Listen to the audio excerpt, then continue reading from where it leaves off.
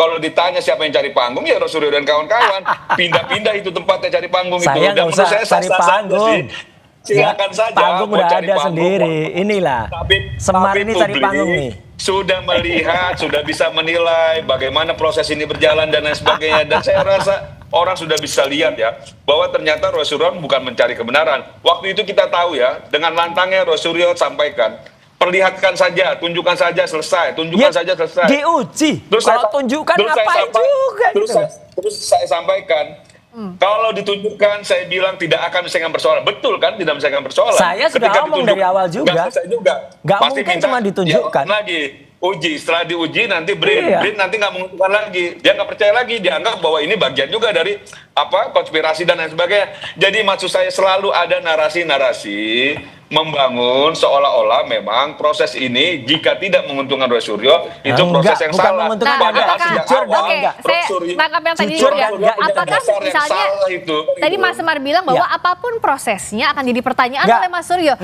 Kalau itu jujur, itu objektif, kita akan terima. Contohnya gini. Maksudnya hasil objektif itu sesuai dengan keinginan Mas Suryo atau enggak juga? Kita juga bisa nilai lah sekarang. Misalnya kemarin tadi tunjukkan salah seorang yang katanya dari kami, padahal bukan dari kami itu ya. Kemudian bisa meraba. Mbak, kertas itu ada dalam stop map. Stop map itu ada plastiknya. Bagaimana bisa jari itu masuk nembus? Itu mungkin David Copperfield yang bisa. Atau kalau saya sulap itu baru bisa. Jadi nggak mungkin kan meraba itu. Nah kalau yang uji independen tadi apa tolok ukurnya? Bahwa itu jujur atau tolok ukurnya dia benar-benar menggunakan parameter yang sesuai. Misalnya sekarang, kenapa kami men-challenge Lab 4? Lab 4 saja katanya mengatakan sudah melakukan identifikasi. Tapi nggak pernah bercerita mana ijazah yang diidentifikasikan, dia diidentikan. Katanya ada 13. Nggak pernah satu pun minimal tunjukkan nomornya nomor berapa. Kita kan bisa menguji. Namanya ilmiah, Mbak, itu harus bisa di-challenge, harus bisa diuji. Harus bisa kemudian dikomparasi lagi. Saya sudah menguji ijazah Jokowi itu dengan 1115 Pronojiwo, 1116 Sari Mulyono, 1117 Sri Multiningsih. Tidak identik. Jadi kalau itu nanti misalnya ada ujinya identik misalnya. Oke, kita adu bukti. Begitu kita adu bukti dan itu disiarkan terbuka. Fair, semua boleh lihat. Nah itu nanti akan kelihatan alat ujinya nanti bisa lihat. Orang ijazah Pak Jokowi yang nggak pernah pegang kok sudah udah menyatakan kita bisa lihat dengan identik gitu loh, makanya gitu. Nah ini nggak punya pengetahuan teknis nggak bisa jawab. Susah berdebat dengan orang yang nggak ngerti teknis itu susah Mbak Friska. Pemirsa Kompas TV. Orang nggak punya pengetahuan teknis sama sekali, hanya menggunakan apa kalau Semar ya. Semar itu apapun yang dikatakan oleh Petro ini, apapun yang dikatakan Petro itu pasti yo. Kita balik lagi ya, balik yang tadi ya, Mas Semar. Oke, jadi kalau kata percuma aja. Oke, kita gantian dulu ya, kalau dua-duanya menurut saya sudah. Mas Roy gantian dulu sama Mas Semar, kita gantian Mas Semar. Mas Semar. Oke, kan ini dagelan memang Semar. Mas Semar dengerin dulu.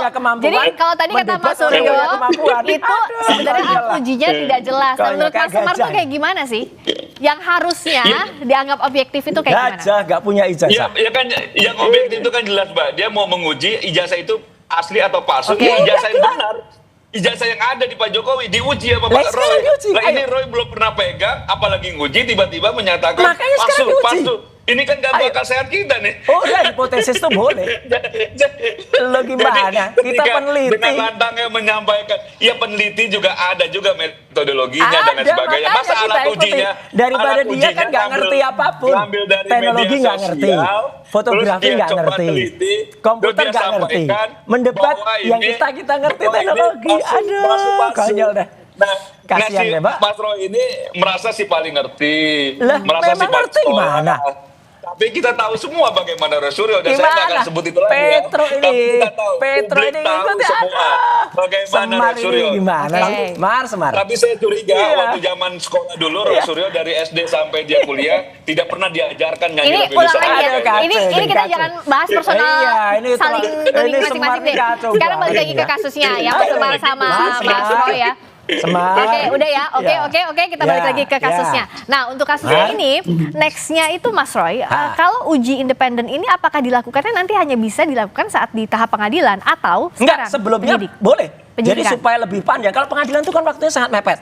Kemudian kalau pengadilan nggak mungkin karena ini namanya carbon dating itu, Mbak. Ini saya beritahu juga Semar supaya ngerti ya. Carbon dating itu uji karbon dari kertas itu. Itu nggak bisa selesai dalam beberapa detik. Jadi artinya ijazah yang disebut so-called disebut asli itu nanti memang harus nggak boleh dipegang oleh Polda Metro. Contohnya apa? 30 Desember besok itu harus juga dibawa ke Solo untuk dibawa ke sidang Perdata. lawsuit itu. Kalau itu nggak dikasih, itu pun sudah jelas masyarakat bisa menilai. Oh, ini berarti ada apa-apanya. Setelah itu mungkin dibawa ke lab yang uji independen. Di situ namanya carbon dating, ink dating itu diperiksa. Kemudian nanti ada kertas fotonya yang di pas foto itu dites. Dan saya hakul yakin dengan kontras yang sangat tajam dengan pengalaman saya lebih dari 30 tahun, bahkan kalau total itu 40-an tahun. Ada orang yang percaya. Emang Roy Suryo dari SD sudah motret. Buktikan saja karya-karya foto saya ada dari SD gitu loh. Jadi clear banget ya. Itu nanti akan ada jelas bahwa itu adalah palsu. Dengan palsu, udah jelas nih masyarakat bisa menilai. Itu, Mbak. Nah, Mas Semar kalau dari pihaknya Pak Jokowi melihat apakah memang kalau ada batu uji lainnya, ini bisa dijawab. Artinya tantangan itu ya bisa saja dilakukan begitu, tidak takut untuk menjawab tantangannya Mas Roy, Mas Semar. Iya, ini kan bukan soal tantang atau menjawab atau tidak. Cuma memang dari awal saja sudah salah dasar itu, kan gitu loh. Itu sama juga kita uang asli, kita foto, terus Roy Suryo itu melihat fotokopian dari uang asli. Analoginya aja salah. Palsu analoginya kan gitu. aja salah. Jadi maksud saya sejak awal memang sudah salah dasarnya, Mbak.